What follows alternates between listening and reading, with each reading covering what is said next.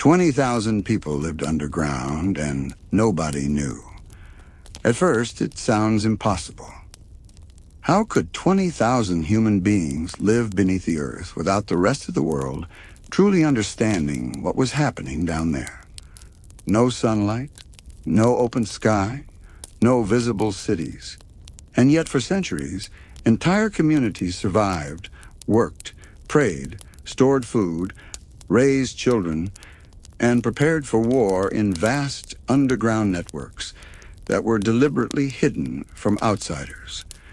When most people think about underground cities, they imagine something from fantasy or science fiction. But long before modern bunkers and secret military bases, there were real subterranean worlds carved into stone by human hands. One of the most extraordinary examples lies beneath the region of Cappadocia in modern-day Turkey, where the underground city of Derinkuyu once sheltered up to 20,000 people. The idea of that number is hard to grasp. 20,000 is not a small village. It is a full town. A population large enough to require organization, food supply systems, waste management, ventilation, water access, religious spaces, livestock storage, and defensive planning. And all of it existed underground. The land above Cappadocia is strange and beautiful. The region's soft volcanic rock, formed by ancient eruptions, created a landscape of cone-shaped rock formations and porous stone that could be carved easily, but remained structurally stable. Over centuries, people learned that this rock was not just something to build on. It was something to build inside. Historians believe that the earliest underground chambers in the region may date back to the Hittites, but the city of Derinkuyu reached its most advanced form during the Byzantine era. As waves of invasion and religious persecution swept across Anatolia, local communities needed protection that ordinary city walls could not provide. So they went down. Derinkuyu was not just a cave. It was a multi-level underground complex descending roughly 60 meters deep. Some estimates suggest it had up to 18 levels. These levels were connected by narrow passageways, staircases, and vertical shafts. Each layer had a purpose. At the top levels, there were living quarters. Families could retreat underground when danger approached. Entire neighborhoods would disappear from the surface within hours. From the outside, invading armies might see an abandoned settlement. But below their feet, thousands of people waited silently. Further down were storage rooms filled with grain, dried food, wine, and oil. There were stables for livestock because animals were essential for survival. There were communal kitchens with soot-blackened ceilings from cooking fires. There were churches carved directly into the rock, where faith continued even in darkness. And then there was the most important feature: ventilation. One of Derinkuyu's engineering marvels was its system of vertical ventilation shafts. These shafts allowed fresh air to circulate throughout the complex. Some of them also functioned as wells, providing access to water. Without this system, a population of thousands would have suffocated. Think about the planning required. This was not panic digging. This was long-term infrastructure. The entrances were cleverly concealed. Large circular stone doors weighing hundreds of kilograms could be rolled into place from the inside to seal corridors. These doors were designed so that attackers could not push them open from outside. Only those inside knew how to maneuver them. It was a defensive masterpiece. The underground city was not permanently inhabited all the time. Instead, it functioned as a massive refuge. When raiders, rival armies, or hostile forces approached, entire communities descended into safety. They could remain underground for weeks or even months. The psychological experience must have been intense. Imagine living in near darkness, lit by oil lamps. The air cool and damp, sounds echoing strangely through the stone corridors. children playing quietly so as not to reveal the city's presence, adults rationing food, managing waste, maintaining ventilation, and keeping morale alive. And yet it worked. Derinkuyu was not alone. Cappadocia contains dozens of underground complexes. Some were connected by tunnels stretching for kilometers. It is believed that thousands of Christians used these cities to hide during periods of persecution, especially during conflicts with Arab forces between the 7th and 10th centuries. The scale of coordination suggests strong leadership and community trust. People had to believe in the system. They had to know when to retreat and when it was safe to emerge. For centuries, knowledge of these vast underground spaces faded. Local villagers in the region knew of small caves and storage rooms. But the full extent of Derinkuyu remained hidden until the 1960s, when a man renovating his home discovered a hidden room behind a wall. That room led to a passage. The passage led deeper, and eventually, archaeologists uncovered an underground metropolis. The shock was immense. Entire floors, churches, schools, wineries, livestock areas, defensive tunnels, all hidden beneath what looked like ordinary ground. It forced historians to rethink assumptions about medieval engineering and community organization. These were not primitive people hiding in holes. These were planners, architects, and engineers who understood airflow dynamics, load-bearing structures, and long-term survival strategy. But Derinkuyu is only one chapter in the story of humans going underground. Across history, whenever the surface world became unstable, humans adapted below it. During World War II, for example, entire populations sheltered in underground systems like the tunnels beneath London. The London underground stations became bomb shelters during the Blitz. Families slept on platforms. Children did homework under dim lights. Musicians played to keep spirits alive. Though not hidden from the world in the same way as Derinkuyu, it showed how quickly human life can reorganize beneath the earth when survival demands it. In more recent times, underground facilities exist for military command, data storage, and emergency continuity of government. Nations have built bunkers designed to protect leadership in case of nuclear war. The Cold War fueled entire networks of secret subterranean structures. But what makes Derinkuyu different is the scale of civilian life that existed there long before modern technology. The underground city challenges our understanding of what a city is. We tend to associate cities with skylines, towers, marketplaces, open squares. But Derinkuyu had none of that. It was vertical rather than horizontal, hidden rather than displayed. And yet it was real. Living underground changes social dynamics. Space becomes precious. Privacy becomes limited. Cooperation becomes essential. Noise control matters. Fire safety matters. Clean air becomes a shared responsibility. Every individual's behavior affects everyone else. Waste management, for instance, had to be carefully handled. Archaeologists believe that certain lower chambers were designated for waste, while airflow systems helped reduce contamination. Food storage had to be sealed from moisture and pests. Water sources had to remain uncontaminated. In many ways, the underground city was a lesson in sustainable design. Temperature underground remains relatively stable year-round. In Cappadocia's climate, this meant cooler spaces during hot summers and insulation during cold winters. Today, Derinkuyu is open to visitors. Tourists descend into its corridors, often surprised by how narrow and low some passages are.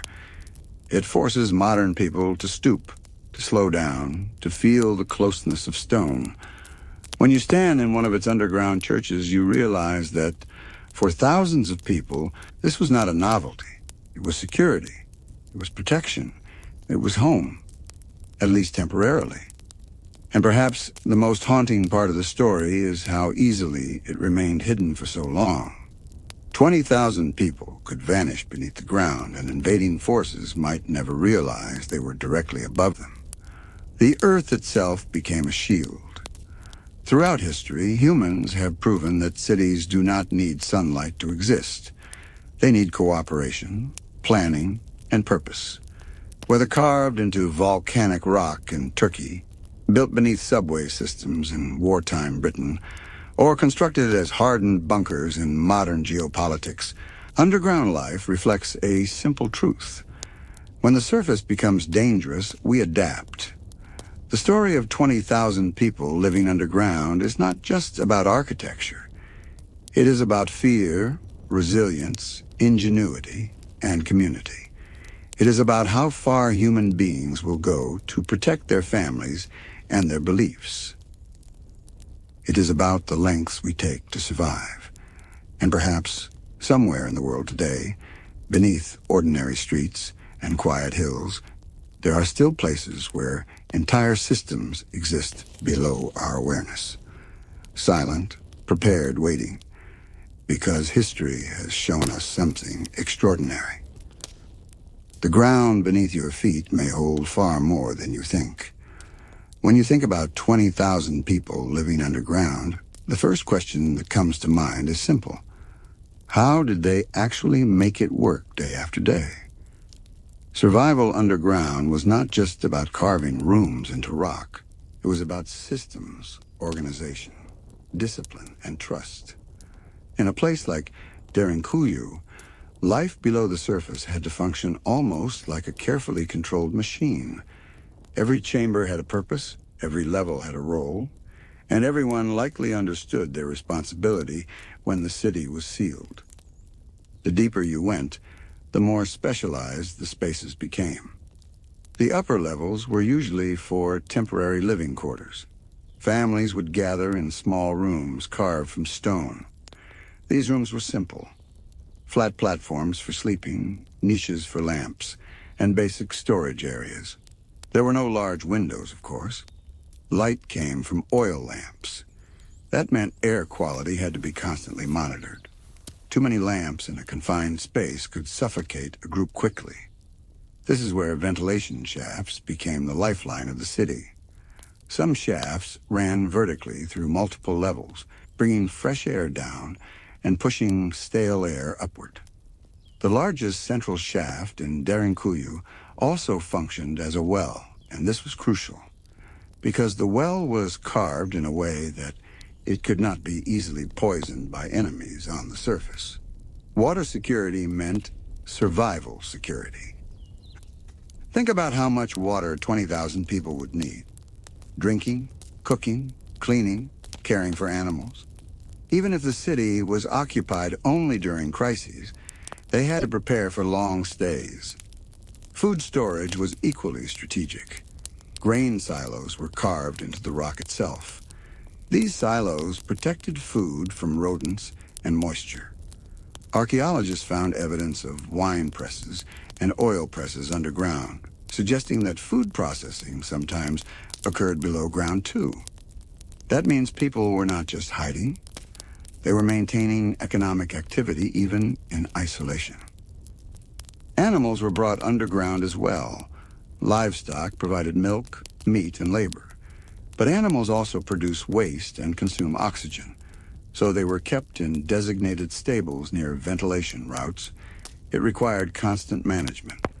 Now imagine the sound environment. Stone walls absorb and echo sound in unusual ways. A cough could travel. A dropped object could reverberate. Silence may have been enforced during dangerous times to avoid detection. Children had to be taught to remain quiet. Fear would have been a constant companion, yet people adapted. Religious life continued underground. Churches carved into the rock suggest that spiritual practice was essential to morale. During periods of Christian persecution in the region, especially in the Byzantine era, underground cities became sanctuaries, not just from soldiers, but from religious suppression. Faith gave meaning to confinement. There were also schools. Small chambers believed to be teaching areas indicate that even in hiding, education mattered. That says something powerful about priorities. When you invest in teaching children while under threat, you are thinking long-term. You believe in a future beyond the danger. Defense systems were perhaps the most ingenious part of the design. Massive, circular stone doors could be rolled into place from inside corridors. These doors were heavy, thick, and nearly impossible to breach from the outside. They often had a small central hole, which allowed defenders to observe or even use spears without opening the passage. The corridors themselves were narrow on purpose. Invaders would be forced to enter single file.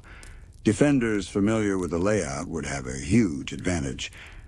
And then there were hidden tunnels connecting to other underground cities in Cappadocia. Some researchers believed that cities like Derinkuyu were linked to nearby complexes, allowing people to move secretly between locations. This network meant that even if one entrance was discovered, escape routes existed. It almost feels modern, like an ancient version of a secure bunker network. But what about health? Living underground presents serious risks. Poor air circulation can spread disease. Contaminated water can wipe out a population. Waste buildup can become deadly. The fact that these cities functioned for centuries suggests that inhabitants developed effective sanitation routines. Lower levels may have been designated for waste disposal, separated from living quarters. Ventilation shafts likely helped reduce odor and contamination. Strict rules would have been necessary. In confined environments, discipline is not optional. It is survival. Temperature control was one of the few advantages they had naturally. Underground, temperatures remain relatively stable year-round. In the hot summers of central Anatolia, this meant cooler refuge. In cold winters, the earth provided insulation. That environmental stability reduced the need for constant heating or cooling. Still, psychologically, life below ground must have been exhausting. Humans are wired for sunlight. Our sleep cycles, mood, and overall health depend on light exposure. Weeks underground would disrupt natural rhythms. Oil lamps do not replicate daylight. Time itself may have felt distorted. Imagine not knowing exactly how long you have been below. No sunrise, no sunset, just routines. Meals, prayers, guard rotations, lamp refills. And yet people endured it. It tells us something important about human resilience when faced with existential threats. Invasion, persecution, destruction. Communities are capable of extraordinary adaptation. What makes the story even more astonishing is how these cities remain hidden for so long in modern times. After the threats faded, people returned to surface living. Over generations, the deeper levels were forgotten. Knowledge narrowed. Entrances were sealed or covered, until chance discoveries reopened the past. The man who uncovered Derinkuyu in the 1960s had no idea he was about to reveal one of the largest underground cities ever found. Behind a wall in his home was not just a hidden room, but a doorway into a forgotten civilization. And it raises a fascinating question. How many other underground systems remain undiscovered? Around the world, there are legends of hidden tunnels beneath cities, monasteries, castles, and ancient settlement. Some are myths, some are real. Human beings have always understood one truth. When danger comes from above, the ground itself can become an ally. The story of 20,000 people living underground is not just about one location. It is about a survival instinct embedded deep within human history. When the sky becomes unsafe, we look down. And sometimes, the safest place is not behind walls. It is beneath them. If 20,000 people could survive underground for weeks or even months, the next question becomes unavoidable. How did leadership work down there? An underground city like Derinkuyu could not function without hierarchy. In a normal surface town, authority is visible. Officials, clergy, military leaders, elders. But underground, where space is tight and stress levels are high, leadership becomes even more critical. Someone had to decide when to descend. Someone had to determine when it was safe to return to the surface. And someone had to maintain order when fear threatened to spread faster than any invading army. In times of crisis, panic is more dangerous than hunger. A single mistake. Lighting too many lamps, contaminating a well, making noise at the wrong time, could endanger everyone. That means strict rules were likely enforced. Entry and exit points had to be guarded. Food had to be rationed carefully. Ventilation shafts had to remain unobstructed.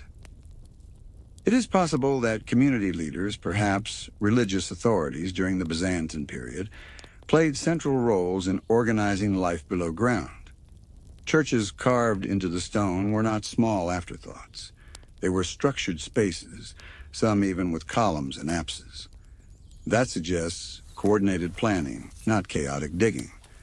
Faith may have provided not just comfort, but authority. In confined conditions, conflict can escalate quickly. Disputes over space, food, noise, or responsibilities would be inevitable. So conflict resolution systems had to exist. Whether through elders, clergy, or appointed guardians, some framework maintained balance. The deeper levels likely had restricted access. Not everyone would move freely between all 18 levels. Certain chambers may have been reserved for food storage, religious use, or defense. Control of movement is essential in confined architecture. Then there is the issue of time. How did people track days underground? Without sunlight, timekeeping would depend on internal routines, perhaps marked by prayer cycles, meal schedules, or water distribution intervals. Oil lamps had to be refilled at predictable intervals. That alone could serve as a time marker. Humans are surprisingly adaptable to artificial rhythms. Sailors at sea, miners underground, and submariners in modern navies operate without consistent sunlight. They rely on structured shifts. In Derinkuyu, structured shifts would have been essential. Guards positioned near sealed entrances, individuals assigned to monitor ventilation, teams managing livestock, others preparing food or tending to children. This was not passive hiding. It was organized survival. The architecture itself suggests long-term strategic thinking. The circular stone doors were designed to be rolled into position from inside. Once sealed, they could only be opened by those who knew the mechanism. This implies training. People had to understand how to operate these defensive systems quickly and efficiently. Imagine the signal spreading across the surface village. Danger is approaching. Within hours, families gather essential belongings. Livestock are herded toward hidden entrances. Grain is secured. The first levels fill rapidly. Stone doors roll into place. Silence descends. Above ground, raiders see an abandoned settlement. No resistance, no people. Below, 20,000 hearts beat in darkness. The psychological tension during such moments must have been overwhelming. Would the invaders discover ventilation shafts? Would they wait outside? Would supplies last long enough? And yet, historical evidence suggests that these underground cities were used repeatedly over centuries. That means they worked. But Derinkuyu is only one example of humans creating hidden worlds. In the 20th century, during the Cold War, governments constructed massive underground facilities designed to survive nuclear war. While not identical in purpose, the mindset is strikingly similar. Protect leadership, protect population center, maintain communication, ensure continuity. Under the streets of Moscow, rumors have long circulated about deep underground systems connected to the official metro. Some claims are exaggerated, but it is confirmed that hardened bunkers and secure facilities were built during the Soviet era. Similarly, in the United States, facilities like those beneath Cheyenne Mountain Complex were engineered to withstand catastrophic attack. These are modern echoes of an ancient instinct. When the sky becomes dangerous, go below.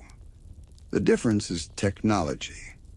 Modern bunkers rely on reinforced concrete, steel blast doors, advanced filtration systems, and electronic surveillance. Derinkuyu relied on stone, airflow shafts, gravity, and architectural intelligence. Yet the principle remains the same. Isolation requires sustainability. Sustainability requires planning. Planning requires trust in leadership. One of the most fascinating elements of underground cities is that they challenge our definition of visibility and power. On the surface, power is displayed through monuments, towers, and fortifications. Underground, power is hidden. It is subtle. It is defensive rather than dominant. An underground city is not built to impress enemies. It is built to outlast them. There is something deeply symbolic about that. Above ground, empires rise and fall, armies march, flags change. But beneath the soil, communities quietly endure. And perhaps that is why the story of 20,000 people living underground resonates so strongly today. It speaks to a fear that still exists. Instability, invasion, disaster. It also speaks to hope. That with enough ingenuity and unity, survival is possible even in the darkest conditions. When you walk through Derinkuyu today, the ceilings feel low. The corridors feel narrow. It is easy to imagine how suffocating it must have felt. But it is also easy to feel awe. Every carved wall represents labor. Every shaft represents calculation. Every chamber represents a decision made by someone who refused to accept extinction. The underground city was not an act of desperation alone. It was an act of determination. And as we continue exploring the story, one thing becomes clear. The surface world may be loud and visible, but sometimes the most extraordinary human achievements happen where almost no one can see them. The deeper you go into the idea of 20,000 people living underground, the more one question begins to dominate everything else. How did they keep hope alive? Physical survival is one thing. Psychological survival is another. In a place like Derinkuyu, the stone walls were not just barriers against enemies. They were barriers against sunlight, wind, open horizons, and the natural rhythms that humans depend on. Over time, darkness can weigh on the mind. And yet, generations returned to these underground spaces again and again when danger approached. That tells us something powerful. The underground city was not associated only with fear. It was associated with safety.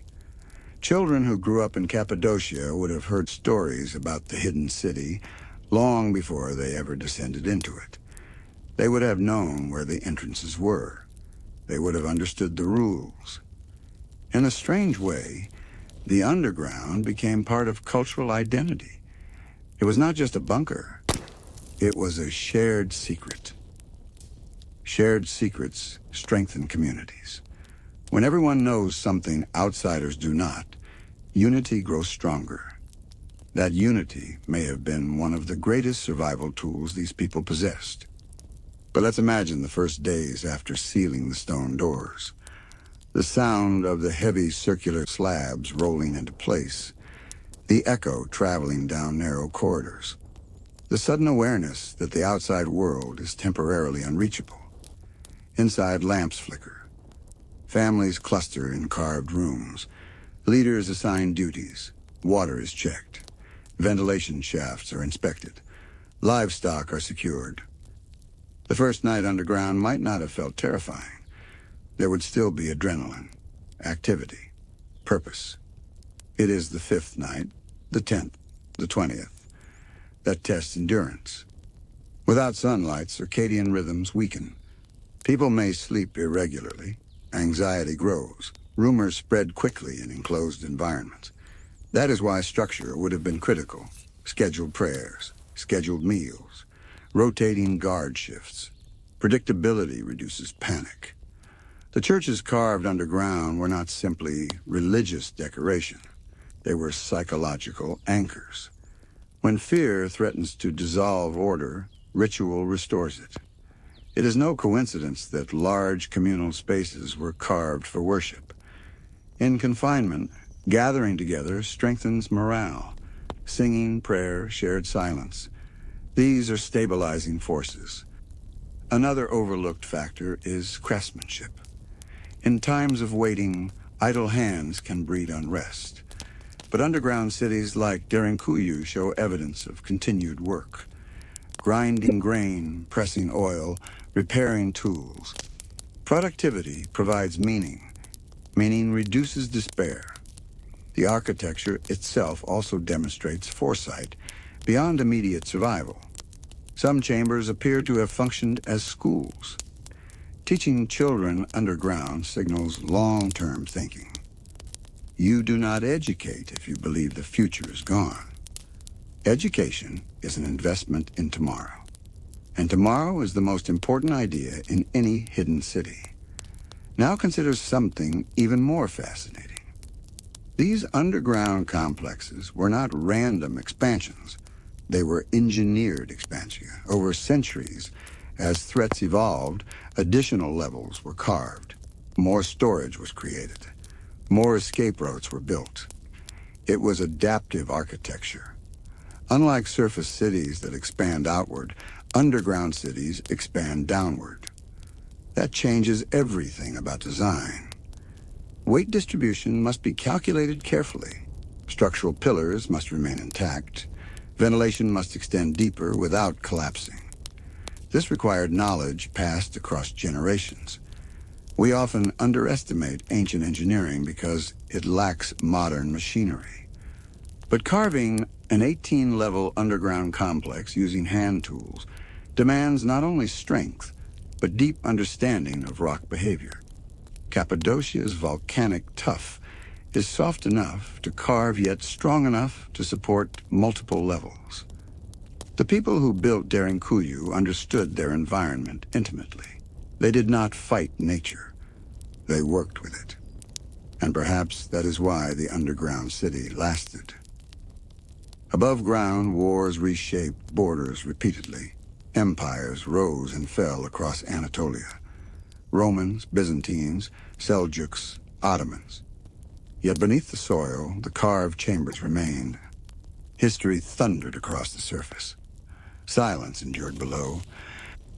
Even after the primary threats diminished, some underground spaces continued to be used for storage, shelter during raids, and emergency refuge. But eventually, surface life stabilized enough that permanent underground habitation became unnecessary. Entrances were sealed. Knowledge narrowed to a few families. Stories faded into legend. Until rediscovery.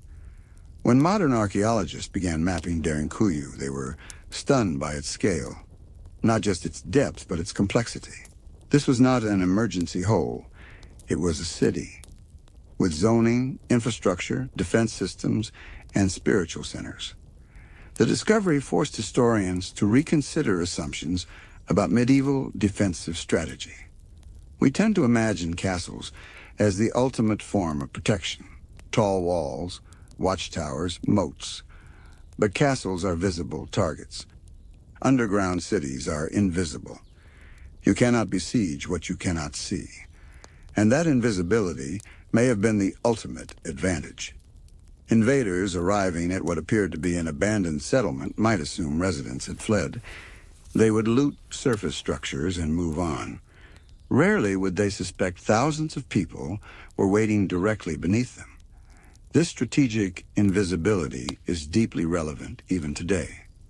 Modern military strategy includes hardened underground facilities precisely because visibility invites destruction. From reinforced bunkers to subterranean data centers, humanity continues to recognize the protective value of depth. But what makes Derinkuyu extraordinary is not just its function. It is the scale of communal trust required. 20,000 people agreeing to descend into darkness together, to share air, to share food, to obey structure, to wait patiently for safety. That level of coordination does not emerge in chaos. It emerges in culture. By part 4 of this story, one thing becomes unmistakably clear. The underground city was not a symbol of fear. It was a symbol of preparation.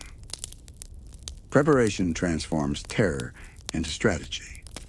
And strategy turns vulnerability into strength. The people who carved Derinkuyu were not hiding because they were weak. They were hiding because they understood something timeless. Sometimes survival does not come from standing tall. Sometimes it comes from knowing exactly when to disappear. By now, the scale of 20,000 people living underground no longer feels like a myth. It feels calculated, intentional, strategic. But there is another layer to this story that often goes unnoticed. What happened when they came back up? An underground city like Derinkuyu was never meant to replace the surface forever. It was a temporary inversion of reality, a reversal of normal life. Fields could not be farmed underground. Trade routes could not operate in tunnels. The underground city was a pause button, not a permanent relocation. And that pause required timing. Emerging too early could mean walking into danger. Emerging too late could mean starvation. So how did they know when it was safe? There were likely scouts, carefully chosen individuals who would climb up through concealed exits to observe the surface. They would listen for movement, look for smoke, watch for enemy patrols, risk their lives quietly while thousands waited below. Imagine being one of those scouts, climbing narrow shafts, pushing aside hidden stones, feeling the first rush of sunlight after days or weeks in darkness, your eyes adjusting slowly, the wind hitting your face. You step out cautiously. The village above may look damaged, doors broken, livestock missing, maybe smoke stains mark abandoned homes. But if the invaders have moved on, that is the signal. The stone doors below can finally open. The return to the surface must have felt almost surreal. After living in enclosed corridors, stepping into open sky would feel overwhelming. The horizon would seem enormous, the air lighter, the world louder. But there would also be work waiting, rebuilding, cleaning, repairing, replanting crops, checking wells, counting losses. This cycle, descend, survive, return, rebuild, may have repeated many times across generations in Cappadocia. And that cycle shaped a unique mindset. When you grow up knowing that your entire town can vanish underground, your relationship with permanence changes. Houses above ground are not absolute. They are temporary layers above something deeper and more secure. In many ways, the underground city represented stability, while the surface represented uncertainty. That flips our modern perspective completely. We think of underground spaces as secondary. Basements, tunnels, shelters. For the people who built Derinkuyu, the underground was the ultimate insurance policy. Now consider something even more remarkable. The underground network was not limited to a single city. Cappadocia contains dozens of similar complexes. Some are smaller, some are partially collapsed, some are still being explored. There is evidence that certain underground cities were connected by long tunnels, allowing movement without ever surfacing. This suggests regional coordination. It was not just one community preparing. It was an entire culture adapting to instability. And instability was constant in Anatolia. Positioned between Europe and Asia, the region experienced waves of conquest. Empires collided, borders shifted, armies passed through. But the land itself, the volcanic rock, remained consistent, and the people used it as a shield. As centuries passed and threats changed, underground living gradually declined. By the time of the Ottoman era, large-scale use of these cities had diminished. Surface governance stabilized much of the region. The urgent need for mass subterranean refuge faded. Entrances were sealed. Knowledge was localized. Stories became whispers, until rediscovery in the 20th century. When modern explorers mapped Derinkuyu, they realized it could hold up to 20,000 people, including livestock and food supplies. That number was not symbolic. It was functional. The chambers, storage areas, ventilation capacity. Everything pointed to large-scale habitation. And yet, for decades before its rediscovery, people walked above it daily without knowing what lay beneath their feet. That might be the most haunting part of all. Entire worlds can exist below ordinary ground.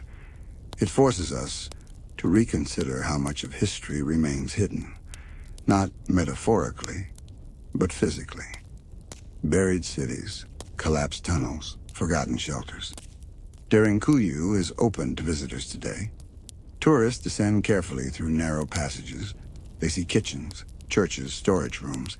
They feel the closeness of stone. Many leave amazed.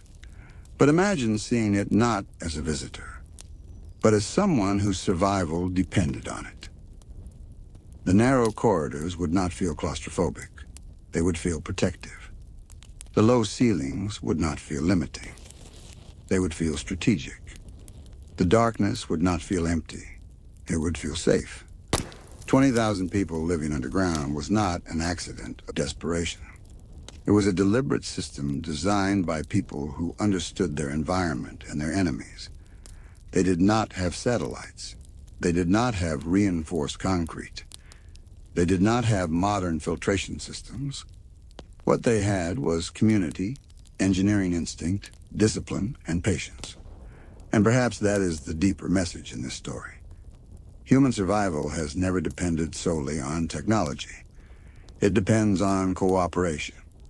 It depends on foresight. It depends on the willingness to adapt when the world above becomes unstable. As we move further into this exploration, one truth becomes impossible to ignore. The underground city was not simply a hiding place. It was proof that sometimes the strongest civilizations are not the ones that build the tallest monuments, but the ones that quietly prepare for the worst, carve resilience into stone, and wait for the storm to pass. By this point, the underground city no longer feels like an anomaly. It feels like a mirror, reflecting something fundamental about human nature. 20,000 people living underground was not just a historical event tied to Derinkuyu. It was a demonstration of a survival instinct that appears again and again throughout history. When conditions above ground become unpredictable, humans look for depth. Depth offers insulation, protection, time. And time is the most valuable resource in any crisis. The deeper levels of Derinkuyu were not carved all at once. They evolved. As new threats emerged, as populations grew, as strategies improved, the city expanded downward. That means each generation inherited not only the tunnels, but the responsibility to improve them. Imagine a father guiding his son through narrow corridors, explaining how the ventilation shaft works, showing him where the stone door rolls into place, teaching him which chambers store grain and which hold animals.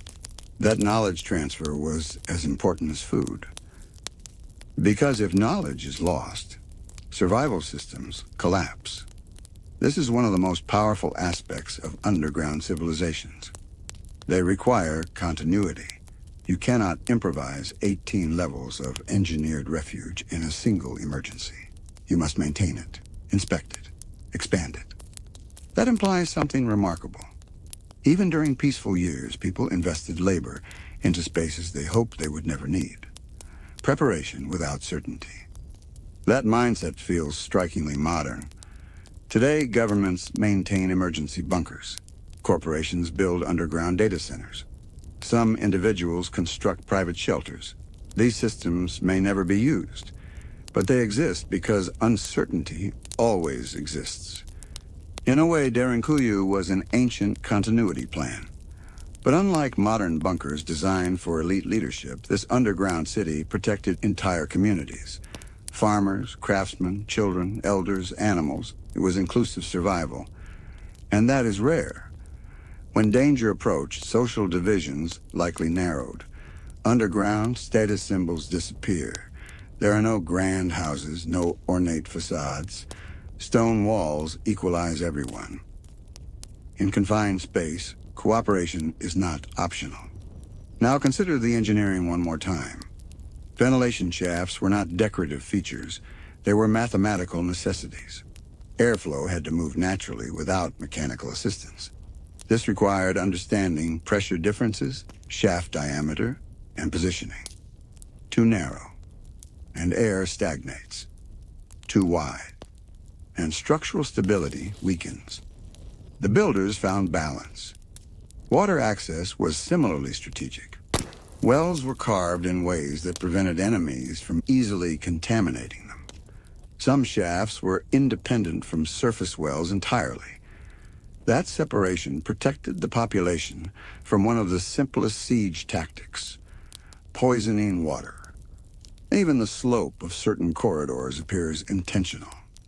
Slight inclines could help channel airflow or manage runoff from occasional seepage. This was environmental engineering carved by hand. And perhaps the most fascinating element is that, despite its scale, Derinkuyu remained largely invisible to outsiders for centuries. That invisibility tells us something about human perception. We tend to look outward and upward for greatness. Towers, pyramids, fortresses. We associate power with visibility. But underground cities invert that logic. Their strength lies in concealment. An invader cannot destroy what he cannot locate. A raiding army cannot starve what it does not know exists. The ground itself becomes camouflage. This strategy may have saved thousands of lives repeatedly across generations in Cappadocia. And while empires fought for control above ground, communities quietly preserved themselves below. It also reframes how we think about resilience. Resilience is often portrayed as standing firm against attack. But sometimes, resilience is strategic withdrawal, temporary disappearance, waiting for momentum to shift. The people of Derinkuyu did not confront invading armies head-on with superior force. They outlasted them. There is a certain humility in that strategy. It accepts that direct confrontation may lead to destruction. It prioritizes survival over pride. And survival ensures continuity of culture. Think about how many traditions, languages, beliefs, and family lines may have continued because these underground cities existed. Without them, entire communities could have been erased during violent periods. Instead, they endured. Today, visitors who descend into Derinkuyu often comment on the claustrophobic feeling, the narrow corridors, the low ceilings, the dim light. But claustrophobia is contextual. If the surface world is peaceful, underground feels restrictive. If the surface world is burning, underground feels like freedom. That contrast captures the essence of the story. 20,000 people lived underground, and for long stretches of history, nobody truly understood the scale of what existed beneath Cappadocia. Not because it was impossible to discover, but because it was designed not to be discovered. As we reach this stage of the journey, the story becomes less about architecture and more about philosophy. What does it mean to build something you hope you will never fully need? What does it mean to prepare so thoroughly that disaster becomes survivable rather than catastrophic? The underground city answers quietly. It means you value continuity more than comfort. You value patience more than spectacle. You value life more than visibility. And perhaps that is why the story still resonates today.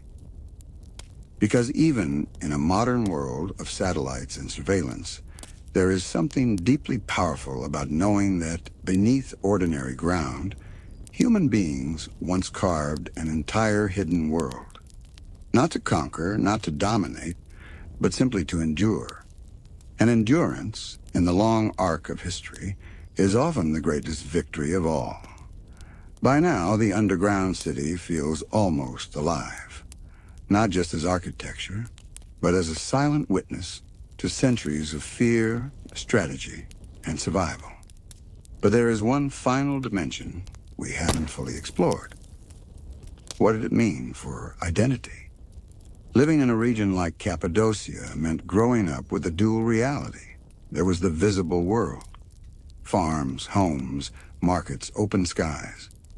And then there was the hidden world beneath, carved chambers, sealed corridors, secret entrances known only to locals. That duality shapes a culture. In places like Derinkuyu, survival wasn't just about reacting to threats.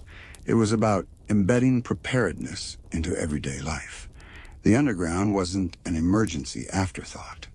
It was a permanent part of the community's mental map.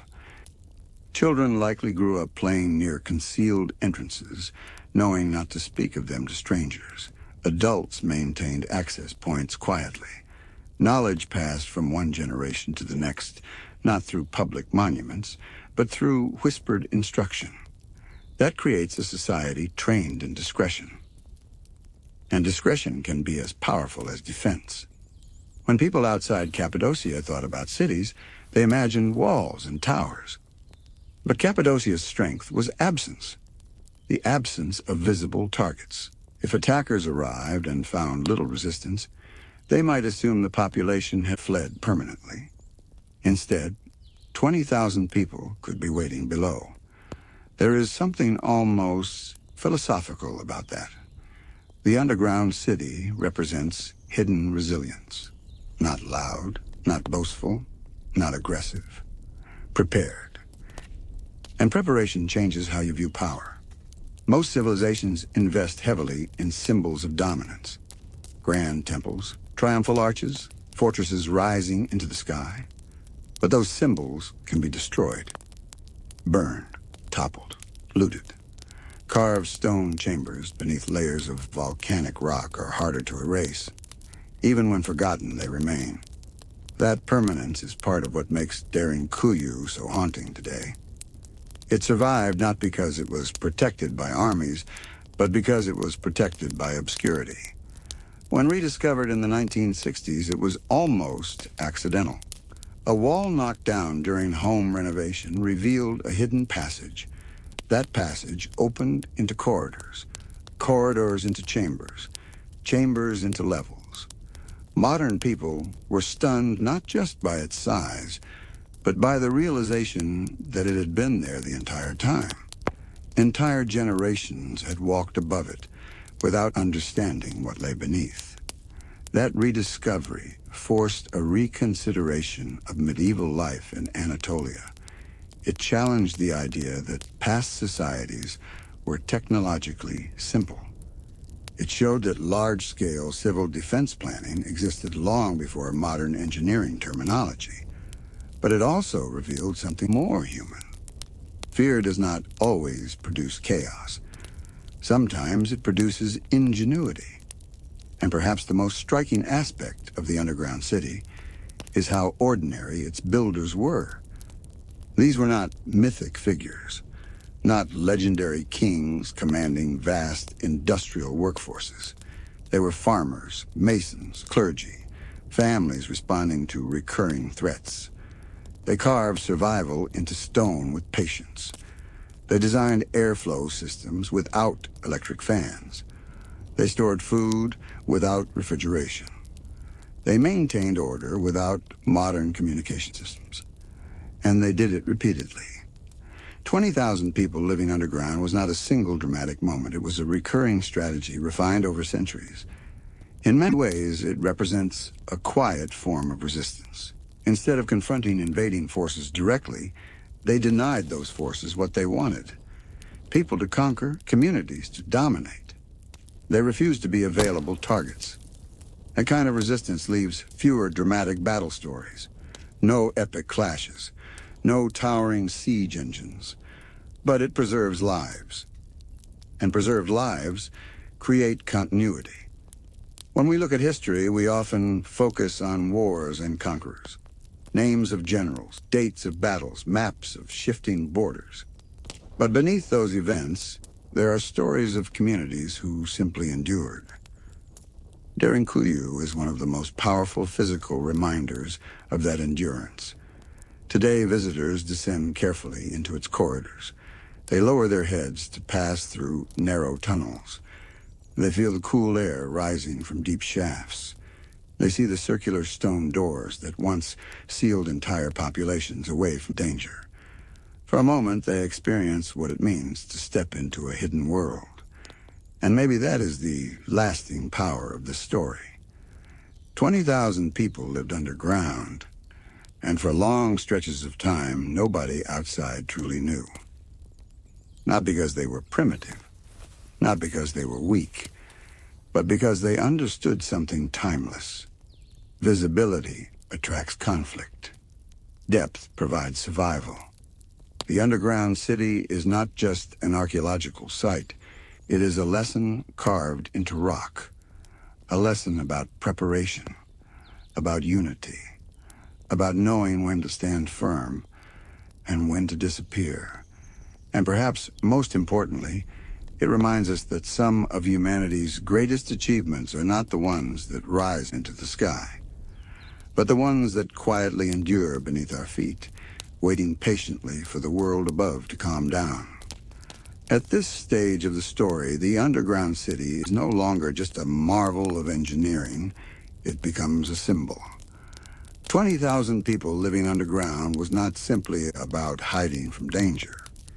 It was about redefining what a civilization could look like when survival demanded something radically different.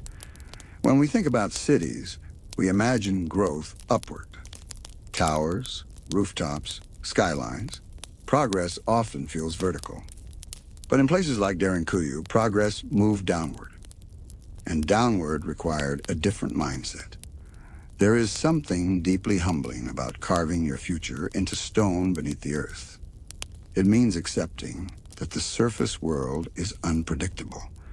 It means investing labor in spaces you hope you won't need.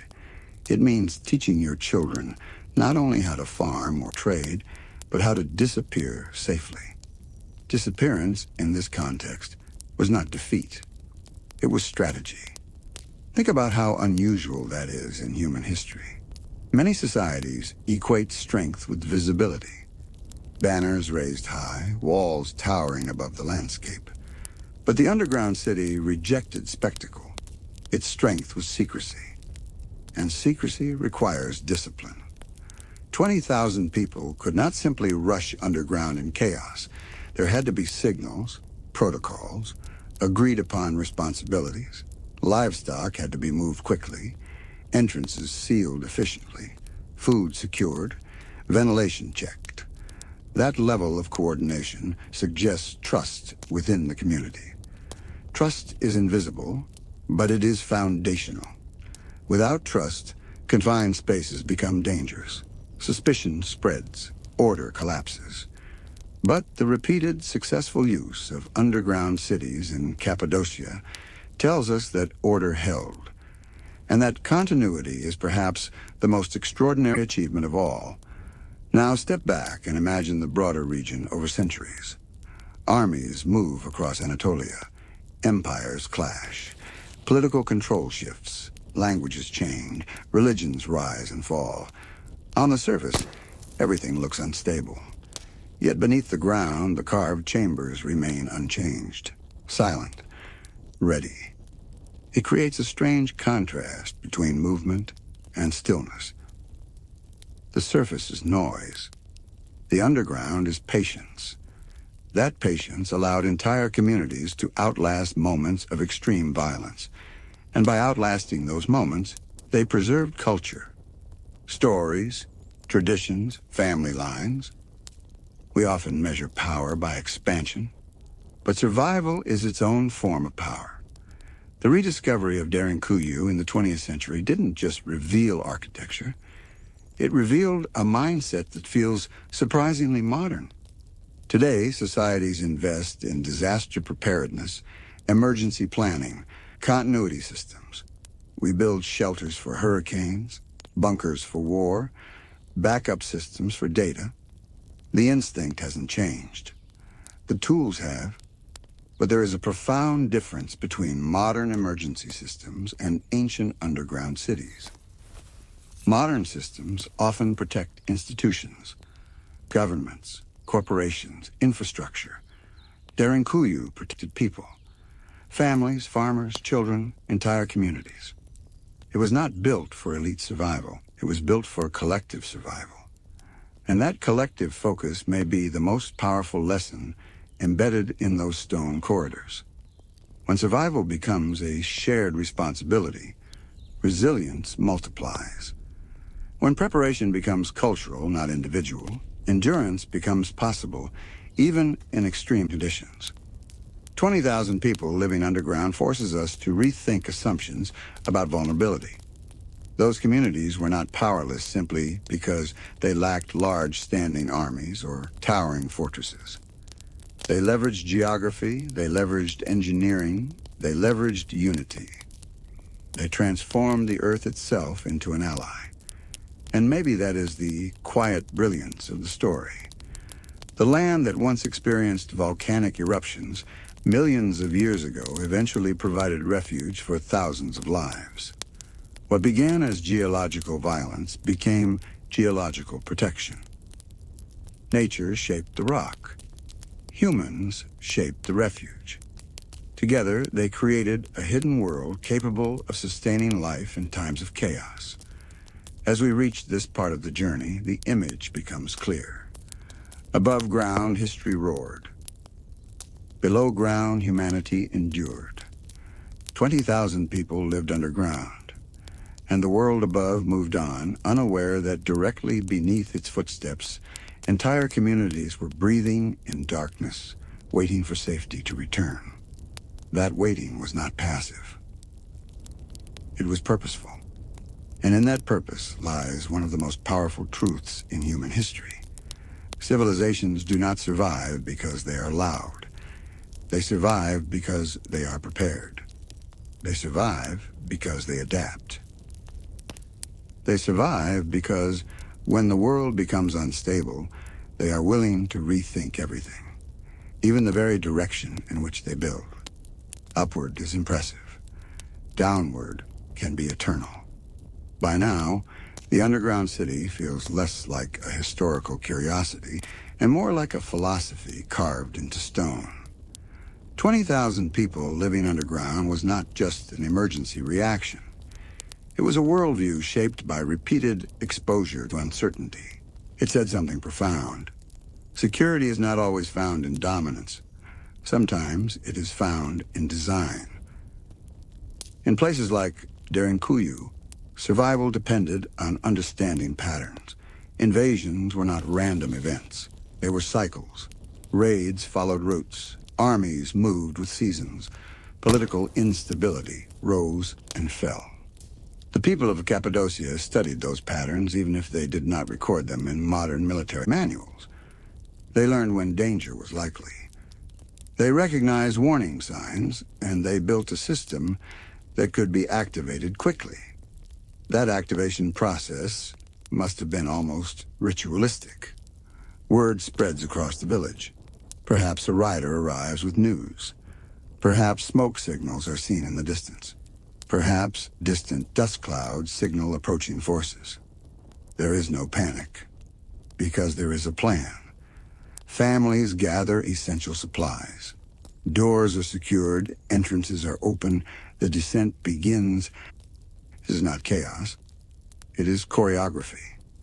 Each family likely knew its assigned chamber. Livestock were moved along designated paths. Grain storage was checked. Guards took their positions. The great circular stone doors rolled into place with heavy finality. And then the village above became a shell. Imagine the invading force arriving. They see buildings, maybe some animals left behind, maybe signs of hurried departure. But no people, no resistance, no visible wealth. To them, it looks abandoned. But beneath their boots, 20,000 lives continue quietly. The invaders move on. The underground city waits. This strategy reveals something deeply intelligent. Sometimes the best way to defeat a threat is not to confront it, but to make it irrelevant. An army cannot conquer what it cannot access. It cannot enslave those it cannot find. It cannot destroy what it cannot reach. And that principle extends beyond ancient Anatolia. Throughout history, marginalized or threatened communities have used invisibility as protection. Hidden meeting places, secret passages, concealed networks. Survival often depends on staying unseen. Derinkuyu was invisibility on a massive scale. But there is also a darker side to prolonged underground living. Extended confinement can strain mental health. Close quarters can intensify conflict. Lack of sunlight affects mood and physical well-being. Leadership would have needed to monitor not only food and air, but morale. Storytelling may have played a role. Shared narratives help communities endure hardship. In darkness, stories become light.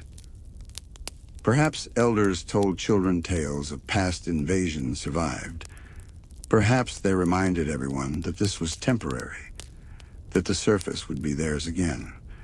Hope becomes a survival tool as important as ventilation shafts. And ventilation itself remains one of the greatest achievements of the underground city. Without mechanical systems, airflow had to rely on natural convection. Warm air rising, cool air descending. Shaft placement calculated over multiple levels. The central shaft in Derinkuyu was more than a feature. It was the lung of the city. If that lung failed, everything failed. Which means maintenance was constant. Dust cleared, blockages removed, structural cracks monitored. Underground survival is not passive shelter. It is active stewardship. This reveals another layer of meaning. The underground city required ongoing care even during peaceful times. You cannot neglect an emergency system for decades and expect it to function instantly. So even when threats subsided, someone likely inspected corridors, checked stone doors, ensured access remained viable. Preparation became tradition, and tradition became identity. Over generations, that identity shaped how people saw themselves, not just as farmers or traders, but as guardians of a hidden refuge. Eventually, as political landscapes stabilized and threats diminished, the need for mass underground refuge faded. The younger generations may have seen the tunnels less as lifelines and more as relics. Entrances were sealed. Knowledge narrowed. And the underground city returned to silence, until rediscovery in the modern era revealed its scale once again. Today, when visitors walk through Derinkuyu, they experience awe, but they also experience discomfort. The ceilings are low, the corridors tight, the air cool and heavy. It forces a realization. This was not comfortable. It was necessary. 20,000 people lived underground, not because they preferred darkness, but because they valued survival more than comfort. And perhaps that is the enduring lesson. Comfort is temporary. Security requires effort. Resilience requires foresight. The underground city was not built in a single moment of fear.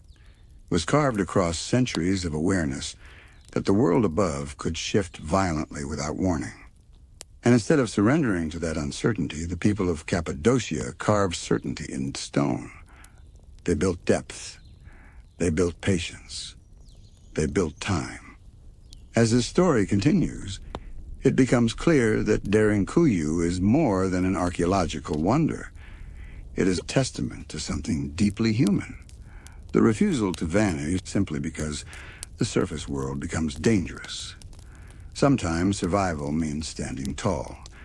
And sometimes it means knowing exactly how deep to go. By now, the image is unforgettable. 20,000 people living underground. Entire families vanishing beneath the earth. Corridors stretching downward through volcanic rock. Stone doors sealing away the noise of war. But in this final stretch of the journey, the question becomes larger than architecture or history. What does this story say about us? When we look at Derinkuyu today, we see chambers, shafts, and tunnels. Archaeologists measure depth. Engineers admire airflow design. Tourists marvel at scale. But beneath those physical details lies something deeper, a mindset. The underground city represents a refusal to let chaos dictate destiny. History often highlights conquerors. We memorize the names of emperors, generals, and invaders. We study battles and shifting borders. But Derinkuyu shifts the focus away from those who attacked and toward those who endured. Because survival, quietly achieved, rarely makes headlines in history books. And yet, it shapes the future more than destruction ever could. Think about the generational impact. If even one major invasion had wiped out these communities entirely, their language, traditions, and families might have disappeared. Instead, because they prepared, because they carved refuge into stone, they preserved continuity. Continuity is power. Not loud power, not dramatic power, but enduring power. There is also something profoundly symbolic about the direction of their solution. Most civilizations respond to threat by building upward. Higher walls, taller watchtowers, stronger gates. The people of Cappadocia built downward. They accepted that no wall is truly impenetrable. But depth buys time. Time allows danger to pass. Time allows aggressors to move on. Time keeps children alive. And in survival strategy, time is everything. When the underground city was rediscovered in the 20th century, it shocked the modern world not just because of its size, but because of what it revealed about ancient intelligence. This was not primitive hiding. This was calculated design. Ventilation shafts that functioned like lungs. Water systems protected from contamination. Massive circular stone doors engineered to roll shut from within. Storage systems capable of sustaining thousands. This was community-level crisis planning centuries before the term crisis planning existed. And perhaps that is why the story resonates so strongly today. We live in a world of uncertainty, political instability, natural disasters, global conflict. Modern societies build bunkers, data backups, emergency systems. We speak of resilience constantly. But resilience is not new. It was carved into stone long ago in Cappadocia. 20,000 people lived underground, and for long periods, nobody above truly understood what existed below. That invisibility was intentional. It was strategic humility. It said, we do not need to be seen to survive. In a culture that often equates visibility with importance, that lesson feels almost revolutionary. You do not have to dominate the skyline to endure history. You do not have to win every battle to preserve your future. Sometimes survival comes from stepping out of the fight entirely. Sometimes strength looks like silence. And when the surface world finally calmed, when invaders moved on and danger receded, those stone doors rolled open again. Families emerged into sunlight. Fields were replanted. Homes rebuilt. Life resumed. Above ground, history recorded the wars. Below ground, history preserved the people. That is the quiet triumph of daring Kuyu. Not conquest, not spectacle, but endurance. 20,000 people lived underground, and the earth itself became their shield. Their story reminds us of something timeless. Civilizations are not defined only by what they build in the open. They are defined by what they prepare in the dark. And sometimes, the most powerful legacy a community can leave behind is not a monument reaching into the sky, but a hidden world beneath it, proving that when everything else fails, unity, foresight, and patience can keep humanity alive. Even after centuries, the story of 20,000 people living underground continues to challenge how we think about survival, community, and human ingenuity. Derinkuyu was not a single-use shelter. It was an ecosystem, a living system designed to support thousands of people for extended periods.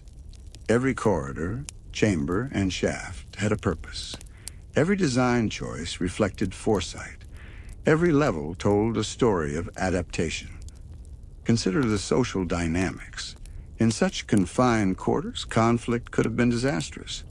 The fact that these underground cities were repeatedly used over centuries indicates a remarkable level of cooperation. Families, neighbors, and strangers had to share space, ration resources, and follow strict routines. Discipline and trust were essential.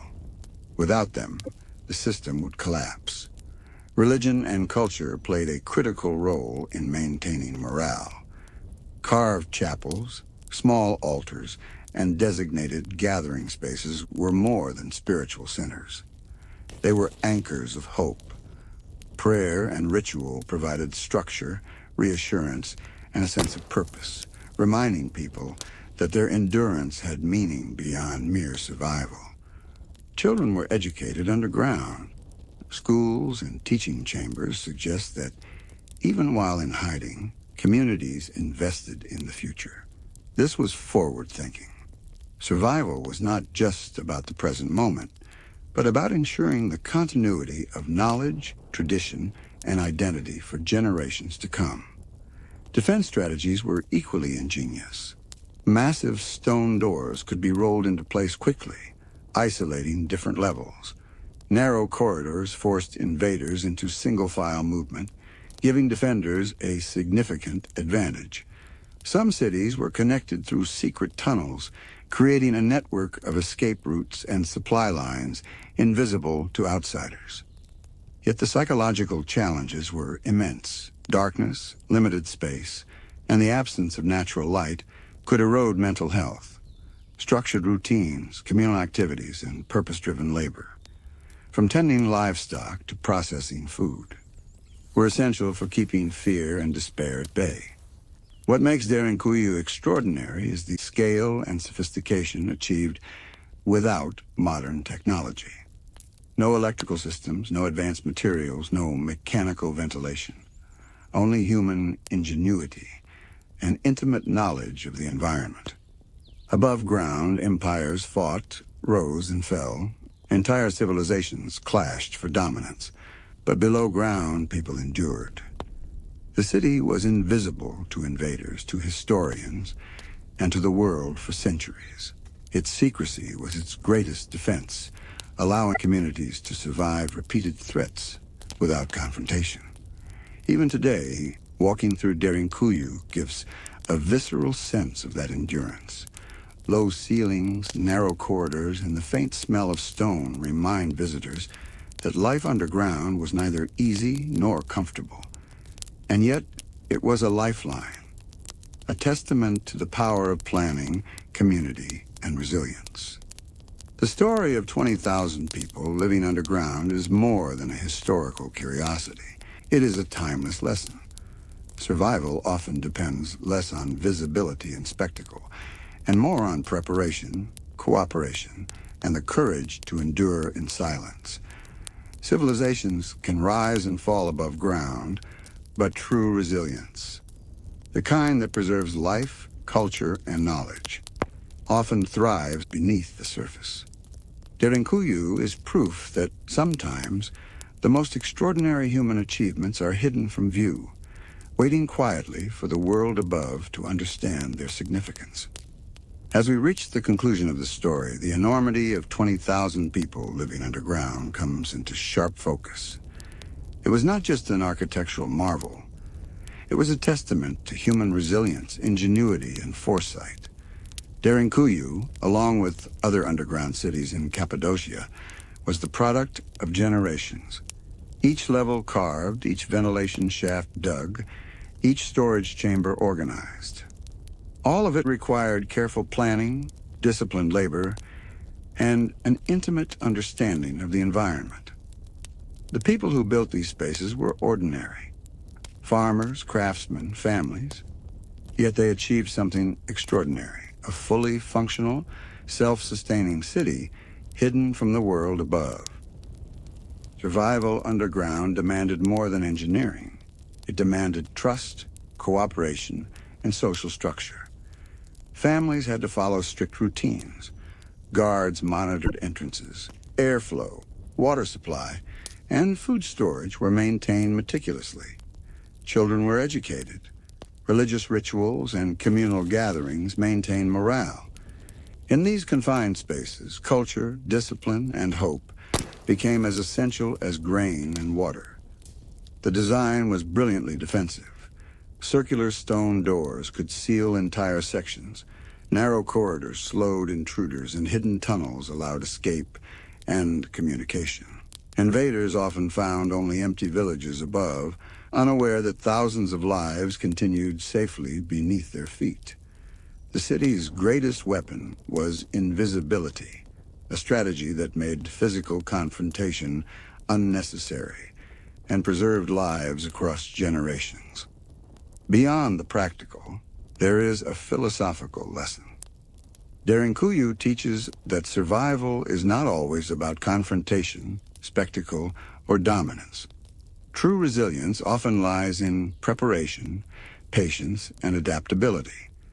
The people of Cappadocia understood that enduring chaos sometimes requires stepping out of sight, working collectively, and trusting in systems designed for longevity rather than glory.